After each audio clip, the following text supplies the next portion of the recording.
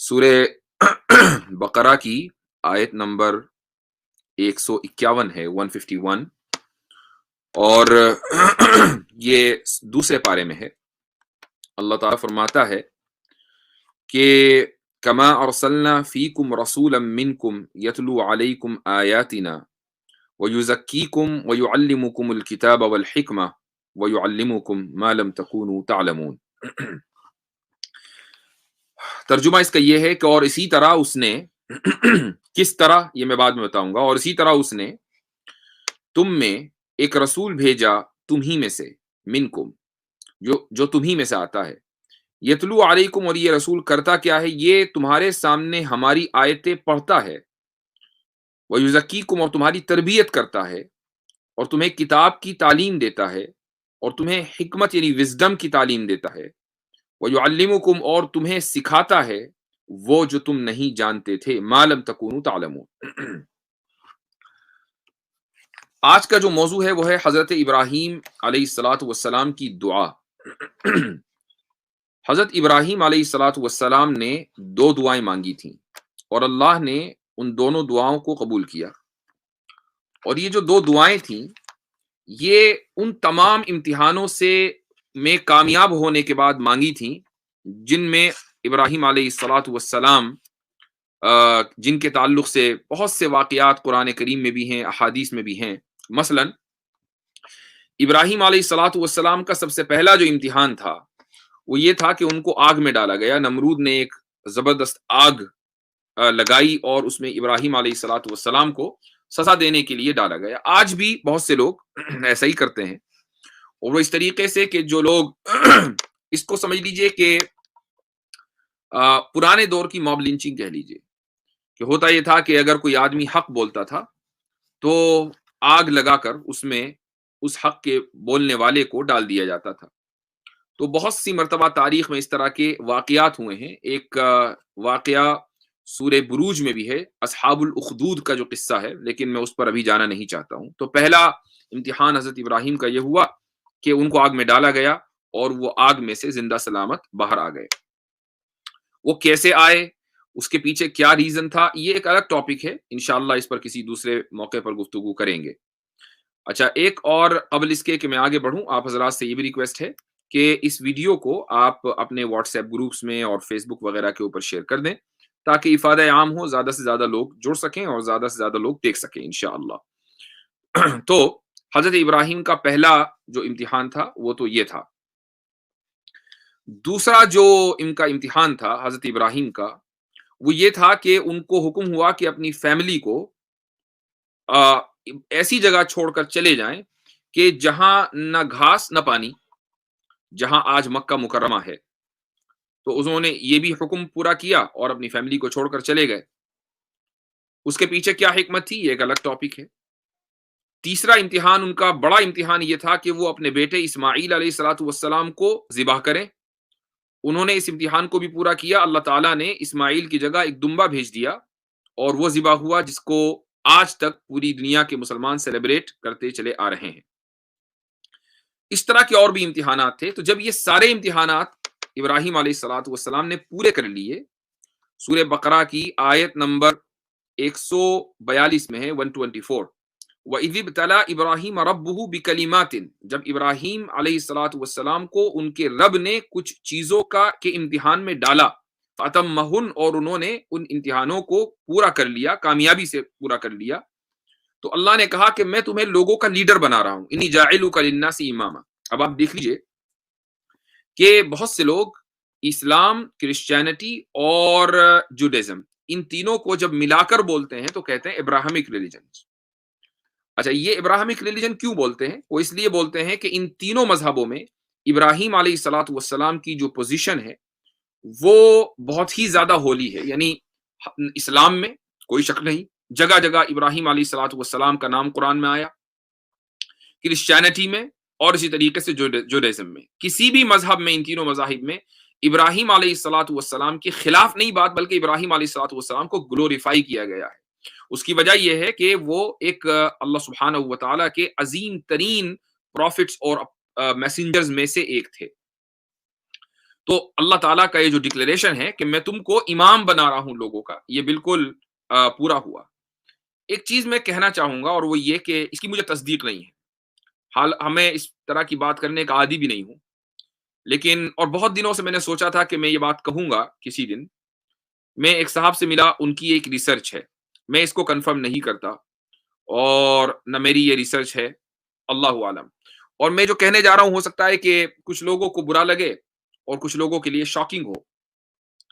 ان کا کہنا یہ ہے کہ ہندو میتھولوجی میں جو رام ہے، رام کسی ایسی شخصیت کا نام نہیں ہے کہ جن کا وجود انڈیا میں تھا، بلکہ ان کا جو قصہ ہے وہ حضرت ابراہیم علیہ الصلاۃ والسلام کے قصے سے ملتا جلتا ہے۔ اور انہوں نے یہ کہا کہ چونکہ ابراہیم کو ابرام کہا جاتا ہے ببلیکل یعنی جو انٹرپریٹیشنز ہیں یا کتابیں ہیں ان میں، تو وہاں سے یہ قصہ جب چل کر انڈیا آیا تو وہ ابرام جو ہے رام بن گیا۔ یہ کیا یہ ممکن نہیں ہے؟ میں اس تعلق سے نہ تو میں یہ کہہ سکتا کنفرم کر سکتا کہ ہاں ایسا ہی ہے، اور نہ یہ کہہ سکتا کہ ایسا نہیں ہے، کیونکہ رام جی کوئی تاریخی شخصیت نہیں ہے، یہ تو سب کو پتا ہے، یہ تو سب کو پتا ہے۔ اور اس کی وجہ یہ ہے کہ خود گاندھی نے اپنی کتاب میں رام کے بارے میں، رام جی کے بارے میں یہ کہا کہ یہ کوئی تاریخی شخصیت نہیں ہے، آپ کے پاس کوئی ہسٹوریکل ڈیٹا نہیں ہے کہ یہ بتا سکیں کہ رام یہاں پیدا ہوئے تھے یا موجود تھے یا موجود نہیں تھے۔ ایسا کوئی تاریخی ڈیٹا ہندوؤں کے پاس نہیں ہے، لیکن بہرحال ان کی عقیدت ہے، ہمیں اس سے کوئی اعراض نہیں ہے، وہ عقیدت کسی چیز کے ساتھ بھی رکھ سکتے ہیں، وہ ان کو آزادی ہے، دنیا آزاد ہے تو ہر ایک آدمی اپنے عقیدے میں آزاد ہے۔ تو جن صاحب نے بات مجھے بتائی، میں اس کو نہ تو ایکسپٹ کرتا ہوں اور نہ اس کو ریجیکٹ کرتا ہوں، پاسبل ہے، یعنی اس بات کی پاسبلٹی ہے، لیکن میرے خیال سے مزید ریسرچ اس تعلق سے ہونی چاہیے۔ تو بہرحال اگر ایسا ہے، اگر یہ بات صحیح ہے، تو پھر تو کوئی شک ہی نہیں رہا کہ حضرت ابراہیم علیہ الصلاۃ والسلام پوری دنیا کے امام ہیں، یعنی اب کوئی بچا ہی نہیں ہے۔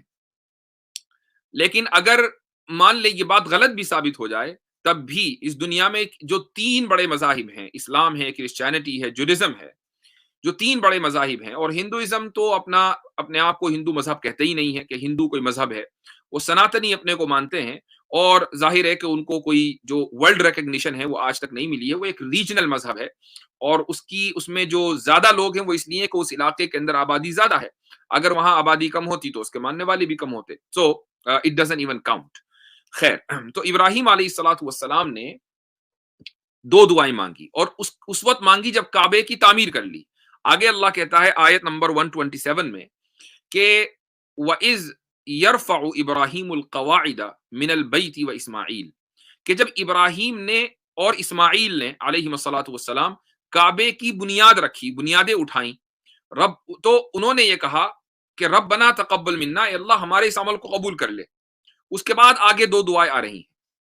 پہلی دعا ربنا وجعلنا مسلمین لک ومن ذریتنا امۃ مسلمۃ لک، اے ہمارے رب ہمیں تو ایسا بنا دے کہ ہم تیری مرضی کے سامنے سرنڈر کر سکیں، مسلمین لک ومن ذریتنا، اور ہماری اولاد کو بھی ایسا بنا کہ وہ تیرے سامنے سرنڈر کرے، امۃ مسلمۃ، ایسی قوم بنا کہ جو مسلمان ہو، یعنی تیری مرضی کے اوپر چلے۔ مسلمان کا مطلب خدا کی مرضی پر چلنے والا۔ پہلی دعا تو یہ مانگی۔ اس کے بعد اگلی آیت میں، آیت نمبر 129 ہے، اس میں اللہ کہتا ہے کہ حضرت ابراہیم نے یہ دعا مانگی کہ ربنا وبعث فیہم رسولا منہم، اے ہمارے رب ان میں، یعنی یہ جو ہماری ذریت ہے، ہماری جو اولاد ہے، یعنی اسماعیل علیہ الصلوۃ والسلام کی اولاد، ان میں ایک ایسا رسول بھیج کہ جو تیری آیتیں ان کے سامنے پڑھے، ان کو کتاب کی تعلیم دے، ان کو وزڈم کی تعلیم دے اور ان کی تربیت کرے، اور تجھے اس بات کے اوپر قدرت ہے اور تو حکمت والا ہے، انک انت العزیز الحکیم۔ اب دیکھیے ابراہیم علیہ الصلوۃ والسلام نے دو دعائیں مانگی۔ پہلی دعا تو یہ ہے کہ ہماری اولاد میں امت مسلمہ ہو، یعنی ایسی امت ہو کہ جو تیری مرضی کے اوپر چلنے والی ہو، اور دوسری دعا یہ مانگی کہ ایسا رسول بھیج کہ جو یہ کام کرے، یعنی تیری آیتیں پڑھے، تیری کتاب کی تعلیم دے، حکمت کی تعلیم دے، وزڈم کی تعلیم دے اور لوگوں کی تربیت کرے۔ اللہ تعالیٰ نے حضرت ابراہیم کی دونوں دعاؤں کو قبول کیا۔ پہلی دعا کو قبول کیا، اس کا ذکر ہے آیت نمبر 143 میں، یہ دوسرا پارہ شروع ہو رہا ہے، اور میں آپ کو یہ جو آیتوں میں بیک اینڈ فورتھ جا رہا ہوں، اس سے کم آپ لوگوں کو ایک چیز سمجھ میں آ جانی چاہیے کہ آپ کسی ایک آیت کو اگر اٹھائیں تو جب تک آپ اس کا کانٹیکس نہیں دیکھیں گے آپ تب تک اس آیت کو نہیں سمجھ پائیں گے. آپ کو بیک اینڈ فورتھ جانا پڑے گا, پورے پورے کانٹیکسٹ کو سامنے رکھنا پڑے گا, اور اس سے جو ریلیٹڈ آیت ہے وہ کسی دوسری جگہ, وہ کسی دوسری صورت میں بھی ہو سکتی ہے. بہرحال یہ آیتیں تو اسی صورت میں ہیں. تو اللہ کہتا ہے وَكَذَلِكَ جَعَلْنَاكُمْ أُمَّةً وَسَطًا لِتَكُونُوا شُهَدَاءَ عَلَى النَّاسِ, اسی طرح ہم نے تمہیں ایک معتدل امت بنایا, ایک ماڈریٹ نیشن بنایا, امتن وسطا لتکونوا, تاکہ تم لوگوں کے اوپر گواہ ہو سکو, لتکونوا شہداء علی الناس. اب ہمیں اس دعا کے تعلق سے گفتگو کرنی ہے کہ امتن وسطا کسے کہتے ہیں, پھر میں اگلی دعا کے بارے میں مختصر گفتگو کروں گا. دیکھیے امتن وسطا کے دو معنی ہیں, ایک تو ہے ماڈریٹ یعنی معتدل, اور ایک ہے منتخب جس کو ہم انگریزی میں انگلش میں چوزن ون کہہ سکتے ہیں. اس امت میں یعنی امت مسلمہ جس کی شریعت وہ شریعت ہے جس کو رسول اللہ صلی اللہ علیہ وسلم لے کر آئے, آپ اس کا اعتدال دیکھ لیجئے, اس کا ماڈریشن دیکھ لیجئے. انبیاء کے تعلق سے, پروفٹس کے تعلق سے آپ دیکھیں تین بڑے بڑے مذاہب ہیں, اور تینوں مذاہب کے اندر پروفٹس کا یعنی سمجھ لیں کہ تصور پایا جاتا ہے, یہودیت میں, جوڈازم میں, کرسچینٹی میں اور اسلام میں. لیکن آپ عیسائیت کو دیکھ لیں کہ انہوں نے پروفٹ کو کیا سے کیا کر دیا. حضرت عیسیٰ علیہ الصلوۃ والسلام بطور پروفٹ آئے تھے, حضرت عیسیٰ علیہ الصلوۃ والسلام اللہ کے میسنجر تھے, لیکن انہوں نے اتنا غلو کیا ان کی گلوریفیکیشن میں کہ ان کو خدا کا بیٹا بلکہ خدا ہی بنا ڈالا, کہ اب حضرت عیسیٰ کی عبادت کرنے لگے. دوسری طرف آپ یہودیوں کو دیکھیں کہ یہودیوں نے انبیاء کی اتنی بے عزتی کی کہ بعض مرتبہ انبیاء آئے تو ان کو قتل کر دیا. تو ایک طرف اتنی زیادہ تعظیم کے جو ان کا مقام تھا انبیاء کا, وہ اس مقام سے کہیں اوپر لے جا کر خدا بنا دیا, اور دوسری طرف اتنی توہین کے بجائے اس کے کہ ان کی تعظیم کی جاتی ان کو قتل کر ڈالا.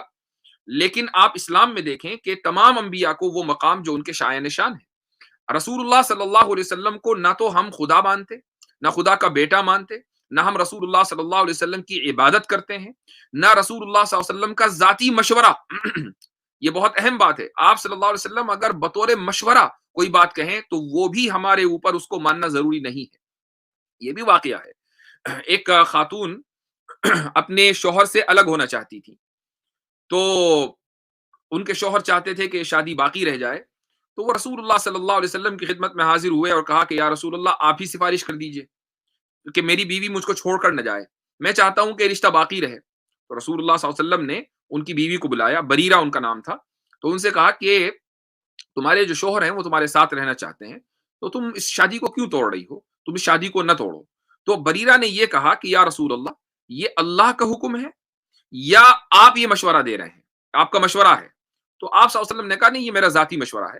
تو حضرت بریرہ نے کہا کہ ٹھیک ہے پھر میں اس مشورے کو قبول کرنے نہ کرنے میں آزاد ہوں, اور انہوں نے اس مشورے کو قبول نہیں کیا. تو آپ صلی اللہ علیہ وسلم کا جو مقام ہے وہ یہ ہے کہ اللہ کی طرف سے کوئی پیغام اگر وہ پہنچائیں گے تو اس کو قبول کرنا امت کے لیے ضروری ہے. لیکن اگر آپ صلی اللہ علیہ وسلم ذاتی طور پر کوئی مشورہ دیں گے تو اس کو قبول کرنا امت کے لیے ضروری نہیں ہے. قبول کر لے تو بہت اچھی بات ہے, نہیں کرے تو کوئی حرج نہیں. یہ ہے امت مسلمہ کا وہ معتدلانہ رویہ, یعنی ایک ماڈریٹ بیہیویئر انبیاء کے تعلق سے. اسی طریقے سے آپ یہ دیکھیں کہ شریعت میں اعتدال وہ اس طریقے سے کہ یہودیوں کے یہاں سختی ہے, اور عیسائیوں کے یہاں نرمی ہے, بلکہ شریعت کا کوئی تصور اب ان کے یہاں باقی نہیں رہ گیا. وہ اس طریقے سے کہ آپ سیٹرڈے میں یہودیت میں دیکھیں, یہودیوں سے معلوم کریں, سیٹرڈے میں وہ بالکل ایک دم معطل ہو جاتے ہیں, یعنی کوئی کام کرتے ہی نہیں. ان کے ہاں کوئی چیز سیٹرڈے میں نہیں ہو سکتی, سبت اس کو بولتے ہیں. ہر ہفتے کا یہ دن نہ تو وہ جاب کرتے ہیں, نہ وہ کوئی کمائی کرتے ہیں, نہ شکار کر سکتے ہیں, نہ کہیں سفر کر سکتے ہیں, الا یہ کہ کوئی بالکل ہی بے انتہا ضروری ہو. تو سبت میں ان کے یہاں یہ ریسٹرکشنز ہیں. مسلمانوں کے یہاں یہ ریسٹرکشنز نہیں ہے. جو چیز حلال ہے آپ اس کو جب چاہے کھاؤ. کوئی دن ایسا نہیں ہے کہ آپ اس میں کام نہیں کر سکتے, آپ کسی بھی دن کام کر سکتے ہیں, جس دن آپ چھٹی کرنا چاہیں کر سکتے ہیں, کوئی مسئلہ نہیں ہے. عیسائیوں کے یہاں تو کوئی چکر ہی نہیں ہے, شریعت باقی نہیں رہی. ان کے یہاں چاہے جو کھاؤ, سور کھانا ہے سور کھاؤ, شراب پینی ہے شراب پیو, نو ٹینشن. تو ایک طرف یہ حشر ہے, دوسری طرف اتنی زیادہ سختی ہے, اور بیچ میں اسلامی شریعت ہے. اسی طریقے سے آپ طہارت کا مسئلہ یعنی پاکی کا مسئلہ دیکھ لیں. یہودیوں کے یہاں اتنی سختی ہے کہ وہ اپنے سینگاگ کے علاوہ کہیں اور عبادت نہیں کر سکتے. جو خاص ان کی جو جگہ ہے بس وہیں عبادت کریں گے, اس کے علاوہ کہیں اور عبادت نہیں کر سکتے, چونکہ وہ جو دوسری جگہ ہے وہ عبادت کے لیے سوٹیبل نہیں ہے, پاک نہیں ہے, صاف نہیں ہے. عیسائیوں کے یہاں آپ دیکھ لیں کہ وہ چرچ میں بھی عبادت نہیں کرتے. آپ کسی بھی چرچ میں چلے جائیں, میرا کئی مرتبہ چرچز میں جانا ہوا, تو عیسائی بیٹھے ہیں, پادری نے 2-4 تقریریں ان کو سنائی اور 2-4 دعائیں مانگی اور چلو بھائی. تو ان کے ہاں جو نماز کا تصور تھا وہ ختم ہو گیا. تو عبادت جو چرچ میں جا کر ہونی چاہیے تھی وہ صرف میوزک اور چند تقریروں کی نظر ہو کر رہ گئی. عبادت کا تصور عیسائیوں کے یہاں ختم ہو گیا. لیکن آپ مسلمانوں کے یہاں دیکھیں, اسلامی شریعت میں عبادت اسی طریقے سے ہے جیسا کہ رسول اللہ صلی اللہ علیہ وسلم دے کر گئے تھے. اور دنیا میں کسی بھی جگہ عبادت ہو سکتی ہے, کسی بھی زمین پر عبادت ہو سکتی ہے, بشرطے کہ اس زمین کے اوپر کوئی گندگی نہ ہو. آپ مسجد میں عبادت کرنا چاہیں مسجد میں کریں, آپ کہیں اور اپنے گھر میں عبادت کرنا چاہیں اپنے گھر میں کر سکتے ہیں, یعنی وہ عبادت بھی قبول ہوگی. آپ سفر میں ہیں اور کوئی مسجد نہیں مل رہی ہے, آپ نے گاڑی روکی, راستے میں مصلی بچھایا یا اس زمین کے اوپر ویسے ہی نماز پڑھ لی, اگر وہاں گندگی نہیں ہے تو وہاں بھی عبادت ہو سکتی ہے. تو یہ ہے معتدل رویہ. تو یہ جو امتن وسطا ہے, یعنی معتدل امت بنا کر بھیجا, اس کی ایک کوالٹی یہ بھی بتائی اللہ تعالیٰ نے کہ تم لوگ شہداء علی الناس, تم لوگ گواہ بنو گے لوگوں کے خلاف. یعنی جب خدا کے یہاں عدالت قائم ہوگی اور لوگ ڈیفینڈنٹ ہوں گے تو گواہ کے طور پر تمہیں لایا جائے گا. خدا کے یہاں ڈیفینڈنٹ بننا ہی ہلاکت ہے. یعنی کوئی آدمی یہ نہیں چاہے گا کہ خدا کی عدالت لگی ہوئی ہو اور میں ڈیفینڈنٹ بن کر جاؤں, میرے اوپر الزامات لگیں اور مجھے ان الزامات کا دفاع کرنا پڑے. آپ خود بھی خدا کی عدالت کو تو چھوڑیے, دنیا کی عدالت میں کوئی ڈیفینڈنٹ بننا نہیں چاہتا. بتائیے کون چاہتا ہے کہ وہ یہ عدالت میں جائے اور اس کو بطور ملزم کے کٹہرے میں کھڑا کیا جائے, بتاؤ بھائی تمہارے خلاف یہ چارجز ہیں, تم اس کے بارے میں کیا کہتے ہو. کوئی آدمی یہ نہیں چاہتا, تو خدا کی عدالت میں کوئی کیسے چاہے گا. تو شہداء علی الناس. لیکن سوال یہ ہے کہ ایسی امت بننے کا کیا محض کسی مسلمان گھرانے میں پیدا ہونے کا مطلب یہ ہے کہ آپ معتدل ہیں؟ کیا کسی مسلمان گھرانے میں پیدا ہونے کا مطلب یہ ہے کہ آپ چوزن ون ہیں, آپ منتخب ہیں محض اس لیے کہ آپ کا نام عبد الرحمن ہے, عبداللہ ہے, زید ہے, حامد ہے یا محمد ہے, محض اس لیے آپ یعنی آپ بہت منتخب, بہت ہی زیادہ سلیکٹڈ انڈیویجولز ہیں, آپ بہت زیادہ سپیریئر ہیں؟ ایسا نہیں ہے. اسلام ان چیزوں کے اندر بلیو نہیں کرتا. اٹ ڈزنٹ میٹر کہ آپ کا نام کیا ہے اور آپ کس گھرانے میں پیدا ہوئے ہیں. حضرت عمر رضی اللہ عنہ نے ایک اسکیل دیا ہے اور یہ اسکیل بھی قرآن کریم سے اٹھا کر دیا ہے. حضرت عمر رضی اللہ عنہ نے یہ فرمایا کہ اگر کوئی شخص اس امت میں, یہ جو ابراہیم علیہ السلام کی دعا کے جواب میں اللہ تعالیٰ نے فرمایا, اس امت میں شامل ہونا چاہتا ہے تو 3 کام کرے. وہ 3 کام جب کرے گا تو اس امت میں شامل ہوگا, ورنہ شامل نہیں ہوگا. وہ 3 کام کہاں ہیں؟ وہ 3 کام قرآن کریم کے اندر موجود ہیں. قرآن کریم کی ایک آیت ہے, کنتم خیر امت, تم بہترین امت ہو. کنتم خیر امت, دیکھیں یہاں پر بھی امت کا لفظ آیا, لیکن اخرجت للناس جو لوگوں کے سامنے پیش کی گئی ہے. اور اس امت کے اندر 3 کوالٹیز ہیں, یا تمہارے اندر 3 کوالٹیز ہونی چاہیے. تأمرون بالمعروف وتنہون عن المنکر وتؤمنون باللہ, کہ تم اچھائی کا حکم دو, برائی سے روکو اور اللہ کے اوپر ایمان لاؤ. اگر تم لوگوں کے اندر یہ 3 کوالٹیز ہیں تو تم اس امت کے اندر شامل ہو.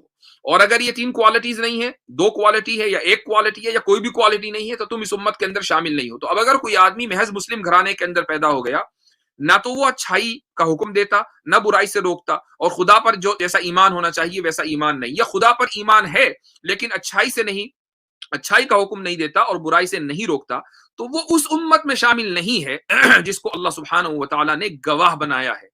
بلکہ پھر اسے کٹہرے میں کھڑا کیا جائے گا, وہ ڈیفینڈنٹ بنے گا اللہ سبحانہ و تعالیٰ کی عدالت میں. تو اب یہ ہم لوگوں کو طے کرنا ہے کہ ہمیں ڈیفینڈنٹ بننا ہے یا وٹنس بننا ہے, ہمیں گواہ بننا ہے یا ملزم بننا ہے خدا کی عدالت میں. اگر ہمیں گواہ بننا ہے تو ہمیں 3 کام کرنے پڑیں گے. ہمیں اچھائی کا حکم دینا پڑے گا, برائی سے روکنا پڑے گا, اور اسی طریقے سے اللہ کے اوپر جیسے ایمان لانا چاہیے ویسا ایمان لانا پڑے گا. اب اچھائی کا حکم کیسے دیں اور برائی سے کیسے روکیں, مختصر طور پر میں بتا رہا ہوں. امر بالمعروف یعنی اچھائی کا حکم کس طریقے سے دیا جائے. سب سے پہلی چیز تو یہ ہے کہ آپ کے پاس جس چیز کا آپ حکم دے رہے ہیں خود اس کی نالج ہو. مثلا آپ یہ کہہ رہے ہیں کہ بھائی نماز پڑھو, اور آپ کو خود نماز نہیں پڑھنی آتی یا آپ خود نماز پڑھتے نہیں ہیں, تو آپ کے حکم میں وہ تاثیر ہی نہیں ہے. پہلے آپ خود نماز پڑھیں اور نماز پڑھنا سیکھیں, اس کے بعد آپ سامنے والے کو کہیں گے نماز پڑھو, تو وہ سامنے والا بھی سمجھے گا ہاں بھائی جو کام یہ خود کرتا ہے اس کے کرنے کا مجھے حکم دے رہا ہے. آپ دنیا کو کہیں کہ زکات دو زکات دو زکات دو اور خود زکات نہ دیں. آپ دنیا کو کہیں کہ لوگوں کے ساتھ اگر کوئی غریب دروازے پر آ گیا تو اس کو اس کی مدد کرو اور خود مدد نہ کریں, تو obvious سی بات ہے کہ یہ جو اس کی جو سمجھ لیجئے کہ کرائٹیریا ہے، جو ریکوائرمنٹ ہے، وہ آپ اس کو پورا نہیں کر رہے ہیں۔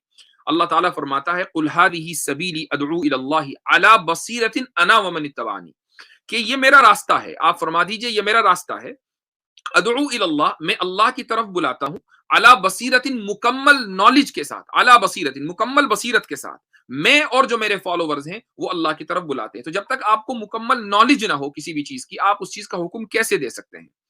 تو پہلی ریکوائرمنٹ تو یہ ہے۔ دوسری ریکوائرمنٹ یہ ہے کہ آپ جب حکم دیں تو نرمی کے ساتھ دیں۔ آپ اگر سخت بن گئے، آپ کا اگر لہجہ سخت بن گیا اور آپ سختی کے ساتھ پیش آ رہے ہیں، تو سامنے والا آپ کی اچھی بات کو بھی قبول نہیں کرے گا۔ اللہ تعالیٰ فرماتا ہے قرآن کریم میں کہ فَبِمَا رَحْمَةٍ مِّنَ اللَّهِ لِنْتَ لَهُمْ وَلَوْ كُنْتَ فَظًّا غَلِيظَ الْقَلْبِ لَانفَضُّوا مِنْ حَوْلِكَ۔ اللہ کہتا ہے کہ اللہ کی رحمت ہی تھی کہ آپ نے نرمی کا برتاؤ کیا ہے محمد صلی اللہ علیہ وسلم۔ اگر آپ سخت مزاج اور سخت دل ہوتے تو یہ آپ کے پاس سے ہٹ کر تتر بتر ہو چکے ہوتے۔ یہ جو آپ کے پاس ابھی بھی موجود ہیں وہ اس لیے کہ آپ صلی اللہ علیہ وسلم نے نرمی کا برتاؤ کیا۔ تو یہی حکم تمام لوگوں کے لیے بھی ہے کہ آپ اگر کسی شخص کو اچھائی کا حکم دے رہے ہیں تو نرمی کے ساتھ دیجئے، سختی کے ساتھ نہیں دیجئے۔ بلکہ اللہ تعالیٰ نے تو حضرت موسیٰ کو اور حضرت ہارون کو جب فرعون کے پاس بھیجا تھا تو اس وقت بھی یہ کہا تھا کہ قولا لہو قولا لینا، کہ اس سے نرمی سے بات کرنا، سختی سے بات کرو گے تو وہ قبول نہیں کرے گا۔ تو دعوت کسی بھی چیز کو، کسی بھی انسان کو اچھائی کا حکم دینا یا دعوت کے کام کرنے کے لیے بے انتہا ضروری ہے کہ آپ کا لہجہ کیسا ہو اور آپ کی گفتگو کا انداز کیسا ہو، یہ بے انتہا ضروری ہے۔ اور جب تک آپ اس کو فالو نہیں کریں گے آپ امر بالمعروف نہیں کر سکتے۔ بہت سی مرتبہ ایسا ہوتا ہے کہ فیملیز میں کوئی مثلاً جو فیملی کا بڑا ہے وہ یہ دیکھتا ہے کہ جو چھوٹے ہیں وہ صحیح راستے پر نہیں چل رہے ہیں اور وہ سختی کا مظاہرہ کرتا ہے۔ بعض مرتبہ وہ سختی نیگیٹو بن جاتی ہے اور بچے یعنی سمجھ لیں کہ باغی بن جاتے ہیں اور جس چیز سے روکا جا رہا ہے اس چیز کو اور دھڑلے سے کرتے ہیں۔ اللہ تعالیٰ جو حکم، ایک حدیث ہے میں اس کو سناؤں گا، لیکن اگلی جو بات ہے وہ یہ ہے کہ آپ برائی سے روکیں۔ برائی کیا ہے؟ ہر وہ چیز کہ جس کو حرام کہا ہے شریعت نے وہ برائی ہے۔ اگر آپ کی فیملی میں کوئی شخص برائی کو انجام دے رہا ہے تو یہ آپ کی ذمہ داری ہے، یہ آپ کی ذمہ داری ہے کہ آپ اس کو برائی سے روکیں۔ لیکن کیسے روکیں؟ ایک حدیث میں ہے، نبی کریم صلی اللہ علیہ وسلم کا ارشاد ہے کہ من رآ منکم منکرا فلیغیرہ بیدہ، تم میں سے اگر کوئی شخص کوئی برائی دیکھے تو اپنے ہاتھ سے روکے، یعنی طاقت کا استعمال کرے۔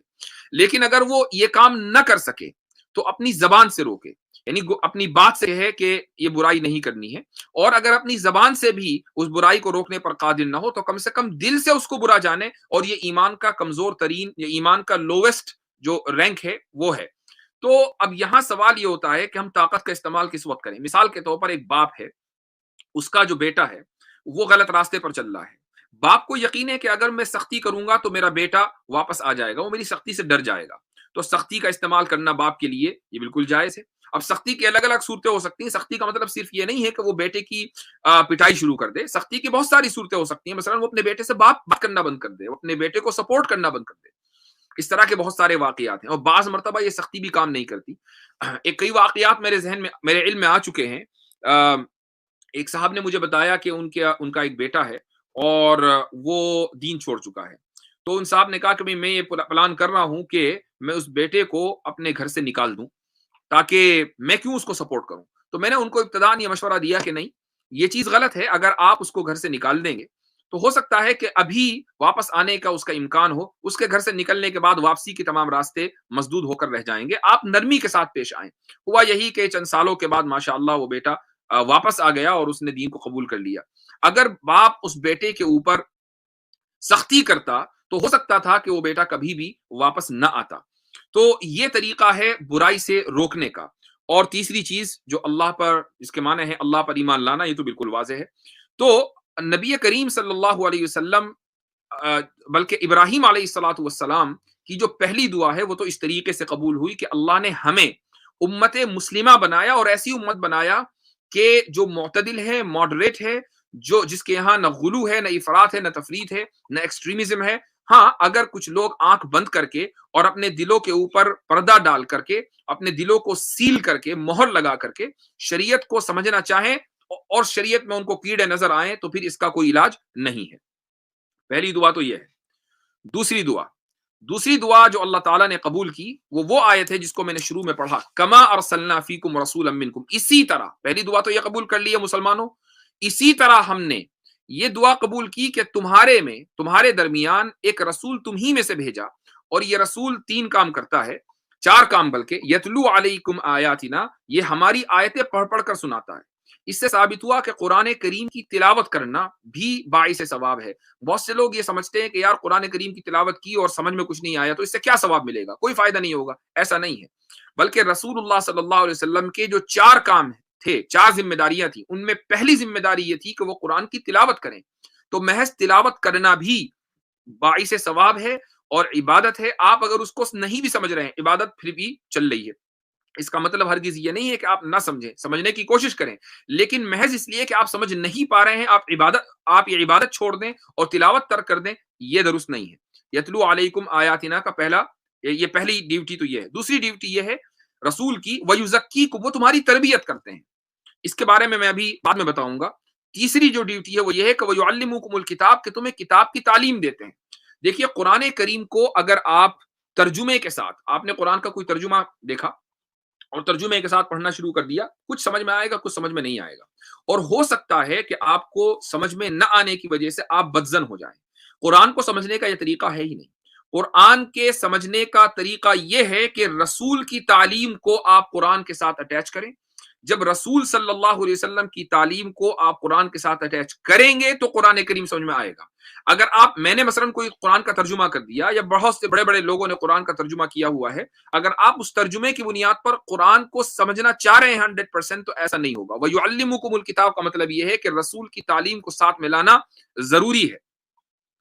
اور اس کے بعد چوتھی جو ذمہ داری ہے رسول کی وہ ہے الحکمت، کہ رسول حکمت کی تعلیم بھی دیتے ہیں۔ یہ حکمت کیا ہے؟ یہ رسول صلی اللہ علیہ وسلم کی سنت ہے۔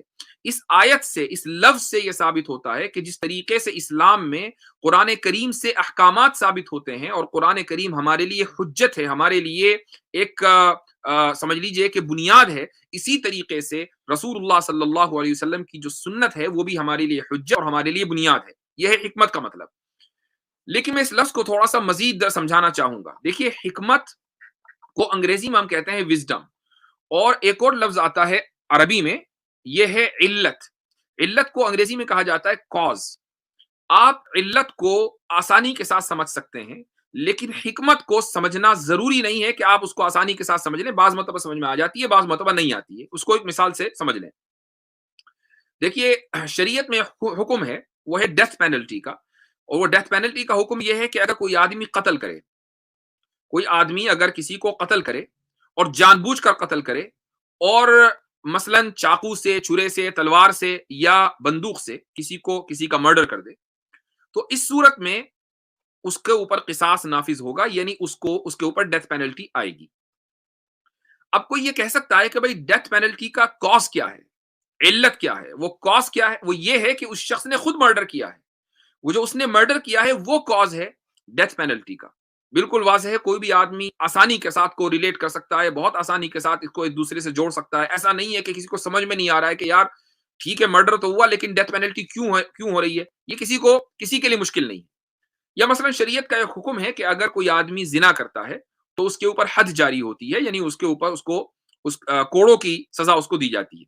تو اب کوئی یہ کہے کہ بھائی کوڑوں کی سزا کی وجہ کیا ہے، اس کی علت کیا، اس کا کاز کیا ہے؟ تو اس کا کاز یہ ہے کہ عدالت میں، کورٹ میں یہ ثابت ہو چکا کہ اس شخص نے زنا کیا ہے۔ اچھا حکمت کسے کہتے ہیں؟ حکمت بعض مرتبہ سمجھ میں آتی ہے، بعض مرتبہ سمجھ میں نہیں آتی۔ اب مثلا اگر کوئی یہ کہے کہ ٹھیک ہے زنا کیا ہے، لیکن آپس میں اگر یعنی سمجھ لیجئے کہ کنسینشول یہ زنا ہے، تو شریعت کو کوڑوں کی سزا مارنے کی ضرورت ہی کیا ہے؟ اس میں حکمت کیا ہے؟ تو اس کی حکمت ہر ایک کو سمجھ میں نہیں آئے گی جب تک کہ سامنے والا نہ سمجھائے، اور ہو سکتا ہے کہ آپ اس کو قبول کریں اور ہو سکتا ہے کہ نہ کریں۔ شریعت کے بنیادی مقاصد میں سے ایک مقصد یہ ہے کہ لوگوں کے نسب کی حفاظت ہو، معاشرے میں نسب کی حفاظت ہو، بچے جو ہیں ولد الزنا پیدا نہ ہو۔ تو اگر زنا کو روکا نہیں گیا تو نسب کی حفاظت نہیں ہوگی، تو اس لیے سزا دی جاتی ہے تاکہ سزا کی وجہ سے لوگ اس عمل سے رک جائیں اور لوگوں کے نسب کی حفاظت ہو سکے۔ یہ حکمت ہے۔ بعض مرتبہ حکمت سمجھ میں آ جاتی ہے، بعض مرتبہ نہیں آتی ہے۔ اس کی مثال لے لیجئے جو نہیں آنے کی، حضرت موسیٰ اور حضرت خضر کا قصہ ہے سورہ کہف میں۔ حضرت موسیٰ علیہ الصلوۃ والسلام حضرت خضر کے پاس گئے اور ساتھ میں انہوں نے کچھ وقفے کے لیے، کچھ عرصے کے لیے انہوں نے ساتھ میں سفر کیا۔ حضرت خضر نے پہلے ہی کہہ دیا تھا دیکھو میں کچھ کام ایسے کروں گا جو تمہیں سمجھ میں آنے والے نہیں ہیں، مجھ سے پوچھنا مت، میں خود بتاؤں گا۔ تو حضرت موسیٰ علیہ الصلوۃ والسلام نے کہا ٹھیک ہے، لیکن پھر حضرت خضر کے انہوں نے کچھ کام ایسے دیکھے کہ حضرت موسیٰ علیہ الصلوۃ والسلام خاموش نہ رہ سکے، بار بار وہ پوچھ بیٹھے۔ مثلا ایک کام یہ تھا کہ وہ ایک بستی میں پہنچے اور اس بستی کے لوگوں سے انہوں نے یہ کہا کہ بھئی ہم مسافر ہیں۔ اس زمانے میں کوئی ریسٹورینٹس اور ہوٹلس ہوا نہیں کرتے تھے، جس جگہ بستی میں لوگ جاتے تھے مسافر، اس بستی کے لوگوں سے یا تو کھانا خرید لیا کرتے تھے یا ان سے کہتے تھے کہ بھئی آپ ہمیں ویسے ہی کھلا دیں۔ تو خضر نے لوگوں سے کہا کہ بھئی ہم مسافر ہیں، آپ ہمیں کھانا کھلا دیں۔ لوگوں نے منع کر دیا، اچھا کھانا فروخت ہی کر دیں، وہ بھی منع کر دیا۔ تو یعنی بستی والوں نے جو ٹریٹمنٹ کرنا چاہیے تھا مہمانوں کا ویسا نہیں کیا۔ تو جب یہ لوگ نکلنے لگے تو اسی بستی میں ایک گھر تھا جس کی دیوار تقریباً گرنے والی تھی۔ حضرت خضر نے یہ کیا کہ اس دیوار کو یعنی اس پر محنت کر کے اس دیوار کو سیدھا کر دیا۔ تو حضرت موسیٰ نے کہا کہ یہ بستی والے اتنے خراب ہیں کہ انہوں نے ہمیں کھانا تک نہیں کھلایا اور تم ان کے اوپر یہ احسان کر رہے ہو کہ گرتی ہوئی دیوار کو سیدھا کر دیا، اس کی کیا وجہ ہے؟ تو حضرت خضر علیہ الصلوۃ والسلام نے وہ وجہ بیان نہیں کی اور کہا کہ آگے چلو۔ بعد میں چل کر جو وجہ نکل کر آئی وہ یہ کہ وہ جو مکان تھا وہ 2 یتیم بچوں کا تھا اور اس کے نیچے خزانہ مدفون تھا جو ان کے والد نے دفن کر دیا تھا۔ اگر وہ دیوار گر جاتی تو خزانہ نکل جاتا اور جو بستی والے لوگ تھے وہ پہلے ہی اتنے زیادہ کم ظرف تھے، وہ بچوں کا خزانہ ہڑپ کر جاتے، بچوں کو کچھ نہ ملتا۔ یہ خضر علیہ الصلوۃ والسلام کو معلوم تھا، اس لیے حضرت خضر علیہ الصلوۃ والسلام نے اس حکمت کے تحت یہ پورا عمل کیا۔ اور ایک اور واقعہ اسی قصے میں ہے، وہ یہ ہے کہ ایک بچہ تھا، وہ کھیل رہا تھا، خضر علیہ الصلوۃ والسلام نے اس بچے کو دیکھا، اس کو قتل کر دیا۔ حضرت موسیٰ علیہ الصلوۃ والسلام سے رہا نہیں گیا، یہ کیا کیا؟ ایک بچے کو قتل کر دیا، ایسا کیوں کیا؟ اب دیکھیے یہ حکمت واضح نہیں تھی، اس کے پیچھے کیا حکمت تھی؟ خضر علیہ الصلوۃ والسلام نے یہ بیان کیا اور قرآن نے اس کو ذکر کیا ہے کہ اگر یہ بچہ زندہ رہتا تو بڑے ہو کر یہ اپنے والدین کو کافر بنا دیتا، تو خود بھی جہنم میں جاتا اور والدین کو بھی جہنم میں لے کر جاتا، اس لیے اس کو قتل کر دیا۔ اللہ تعالیٰ سے کی ذات سے امید ہے کہ وہ اس کے والدین کو اس سے بہتر اولاد دیں گے جو بڑے ہو کر مومن بنے گا اور ایمان پھیلائے گا۔ اب یہاں کوئی یہ کہہ سکتا ہے کہ چلو بھائی ٹھیک ہے یہ حکمت بیان کر دی تو سمجھ میں آ گئی، لیکن یہ کیا بات ہوئی؟ ایک بچے کو قتل کر دیا، بچے کا قصور کیا تھا؟ ابھی تو کافر نہیں بنا تھا نا، بڑے ہو کر کافر بنتا، تو اس کو قتل کیوں کیا؟ اس کی ایک میں مثال دوں گا، وہ مثال یہ ہے کہ آپ انٹرنیٹ پر اس کو سرچ کر سکتے ہیں، یہ باقاعدہ ڈسکشن چلتا ہے، وہ یہ کہ اگر ٹائم ٹریول پاسبل ہوتا اور میں مثلا ٹائم میں ہسٹری میں پیچھے جا کر ہٹلر کو دیکھتا اس کے بچپن میں، تو کیا میں اس کو قتل کر دیتا؟ ایک بڑی تعداد لوگوں کی اس بات کے اوپر متفق نظر آتی ہے کہ اگر ہمیں ٹائم ٹریول ہمارے لیے پاسبل ہو اور ہم ٹائم میں پیچھے جا کر ہٹلر کو اس کے بچپن میں پکڑ لیں تو ہم اس کو بڑا نہیں ہونے دیں گے، چونکہ ہمیں معلوم ہے 100% کہ اس نے بڑے ہو کر کتنے ملین لوگوں کو قتل کیا تھا۔ تو اگر ایک انسان کو بالیقین یہ پتا چل جائے، 100% یہ پتا چل جائے کہ اس بچے کا جو فیوچر ہے وہ ہٹلر جیسا ہے، تو آپ اس بچے کو بڑا ہونا نہیں دیں گے، چونکہ آگے چل کر اس کو لاکھوں لوگوں کو قتل کرنا ہے۔ آپ لاکھوں لوگوں کے قتل ہونے سے بچانے کے لیے اس بچے کو بڑا نہیں ہونے دیں گے۔ یہ ایک کامن، ایک یونیورسل انڈرسٹینڈنگ ہے۔ کوئی آدمی اس کا ویسے ہی ایگو کی وجہ سے انکار کرنا چاہے تو بات الگ ہے۔ حضرت خضر کو اللہ تعالیٰ کی طرف سے یہ یقینی علم دیا جا چکا تھا کہ یہ بچہ اپنے والدین کو ہی نہیں بلکہ سوسائٹی میں کفر پھیلائے گا، لہٰذا اس بچے کو بڑے نہیں ہونے دینا ہے۔ اب سوال یہ ہے کہ اس میں تو نقصان ہے، وہ نقصان یہ ہے کہ پھر بچے کو پیدا ہی کیوں کیا تھا؟ اور دوسری بات یہ بھی ہے کہ کیا یہ قتل ہونا بچے کے لیے بہتر تھا یا برا تھا؟ دیکھیے اب بچہ اپنے بڑے ہونے سے پہلے اپنے بالغ ہونے سے پہلے قتل ہو گیا، نہیں مر گیا، تو obviously اس کا ٹھکانہ جہنم نہیں ہے، اس کا ٹھکانہ جنت ہے۔ اگر وہ بڑا ہو جاتا تو اس کا ٹھکانہ جہنم ہوتی، تو اس کے حق میں یہ بہتر تھا کہ وہ بچپن میں ہی مر جائے۔ والدین کے حق میں یہ بہتر تھا اور سوسائٹی کے حق میں یہ بہتر تھا کہ وہ بچہ بڑا نہ ہو، لہٰذا وہ بچہ بڑا نہیں ہوا، والدین بھی ایمان پر رہے اور وہ سوسائٹی، وہ کمیونٹی بھی ایمان پر رہی۔ کوئی یہ کہہ سکتا ہے کہ بھائی اگر اتنا زیادہ تام جھام کرنا تھا تو بچے کو پیدا ہی نہیں کرتے۔ اللہ تعالیٰ نے بچے کو پیدا کیوں کیا؟ اس کی 2 وجہ تھی۔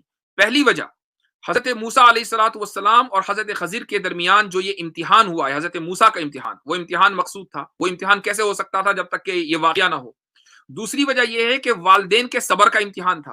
اگر والدین نے صبر کیا اور انہوں نے کیا تو اس صبر کے نتیجے میں ان کو جنت ملی. اگر وہ صبر نہ کرتے تو ظاہر ہے کہ ان کو جنت نہ ملتی. لیکن سوال یہ ہے کہ یہ صبر اسی وقت ہوگا جب کوئی غم کی حالت آئے گی. اگر غم نہیں ہوگا تو صبر بھی کرنے کی نوبت نہیں آئے گی. تو غم کا آنا ضروری تھا تاکہ صبر کا اظہار ہو, اور جب صبر کا اظہار ہوگا تبھی اس کے اوپر ثواب ملے گا. تو اس لیے بچے کا پیدا ہونا بھی ضروری تھا. تو یہ جو حکمت ہے یہ ہر ایک کے سمجھ میں نہیں آئے گی جب تک کہ اس کو واضح انداز سے بیان نہ کر دیا جائے. تو حکمت اور علت میں یہ فرق ہے. تو نبی کریم صلی اللہ علیہ وسلم کی جو ذمہ داری ہے وہ 4 ذمہ داریوں میں سے چوتھی ذمہ داری یہ ہے کہ وہ حکمت کی تعلیم دیں. اب حکمت میں سنت بھی آ گئی ہے اور علت بھی آ گئی, دونوں چیزیں اس کے اندر آ گئی, یعنی کاز بھی اور اسی طریقے سے وزڈم بھی, دونوں چیزیں. تو بہرحال آج کے جو درس ہے اس کا جو خلاصہ ہے وہ یہ ہے کہ نبی کریم صلی اللہ علیہ وسلم کی بعثت حضرت ابراہیم علیہ الصلوۃ والسلام کی دعا کا نتیجہ, اور امت مسلمہ کا جو وجود ہے پوری دنیا کے اندر جو مسلمان ہیں, اگر وہ یہ 3 کام کر رہے ہیں, امر بالمعروف کر رہے ہیں, نہی عن المنکر کر رہے ہیں, اور اللہ کے اوپر اس طریقے سے ایمان رکھتے ہیں جیسا کہ اللہ کے اوپر ایمان رکھنے کا حق ہے, تو وہ اس معتدل امت میں شامل ہیں کہ جس کی دعا حضرت ابراہیم علیہ الصلوۃ والسلام نے مانگی تھی. لہٰذا عیسائی چونکہ وہ اللہ پر اس طرح ایمان نہیں رکھتے کہ جیسا کہ ایمان رکھنا چاہیے, وہ اللہ کا بیٹا بھی تصور کرتے ہیں, وہ کہتے ہیں کہ 3 جز ہیں اللہ کے, تو جس طریقے سے ایمان رکھنا چاہیے ویسا نہیں رکھتے, وہ امت مسلمہ میں شامل نہیں ہے. یہودی امت مسلمہ میں شامل نہیں ہے. اس کی وجہ یہ ہے کہ وہ رسول اللہ صلی اللہ علیہ وسلم پر ایمان نہیں رکھتے. اب سوال یہ ہے کہ یہاں پر رسول اللہ کا ذکر کہاں سے آ گیا؟ دیکھیے, اللہ کے اوپر ایمان رکھنا جس طریقے سے ایمان رکھنے کا حق ہے اس میں رسول اللہ صلی اللہ علیہ وسلم کے اوپر ایمان لانا بھی ضروری ہے. تو یہودی چونکہ رسول اللہ صلی اللہ علیہ وسلم پر ایمان نہیں لاتے, وہ بھی امت مسلمہ سے آؤٹ ہیں.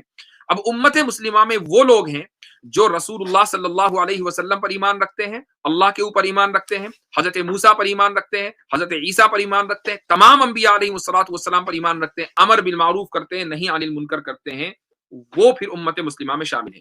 یہ بات مجھے اچھی یاد دلائی ایک صاحب نے کہ یزکیہم کی تشریح رہ گئی ہے. یزکیہم کے معنی آتے ہیں تربیت کرنا.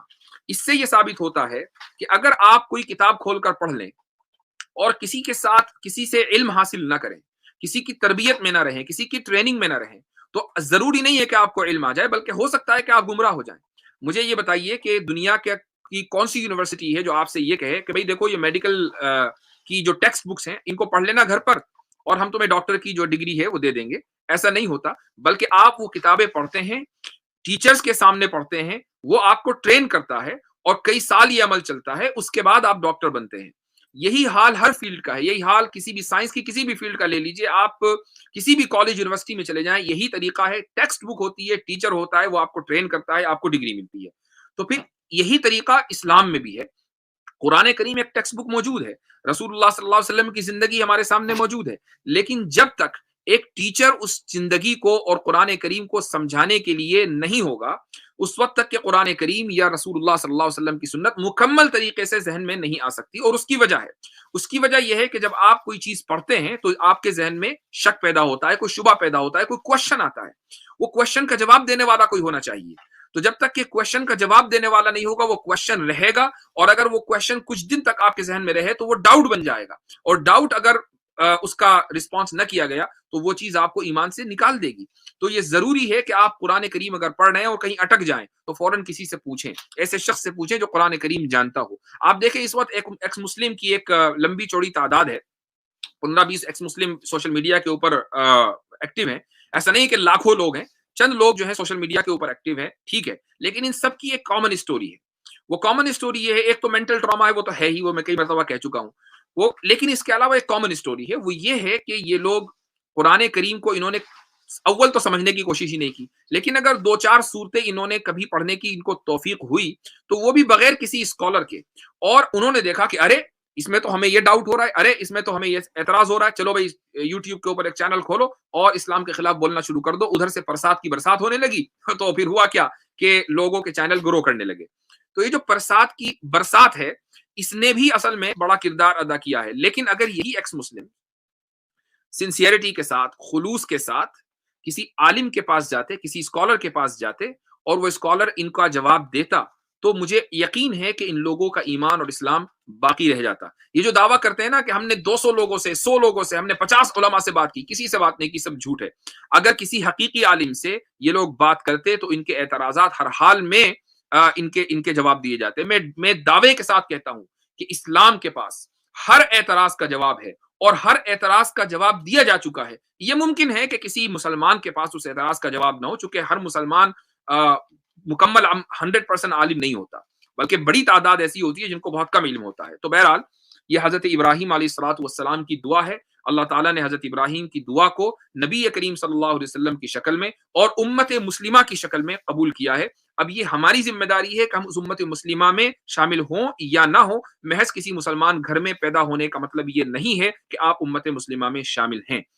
دعا ہے کہ اللہ سبحانہ و تعالی ہمیں عمل کی توفیق عطا فرمائے۔ جزاکم اللہ خیرا، والسلام علیکم ورحمۃ اللہ وبرکاتہ۔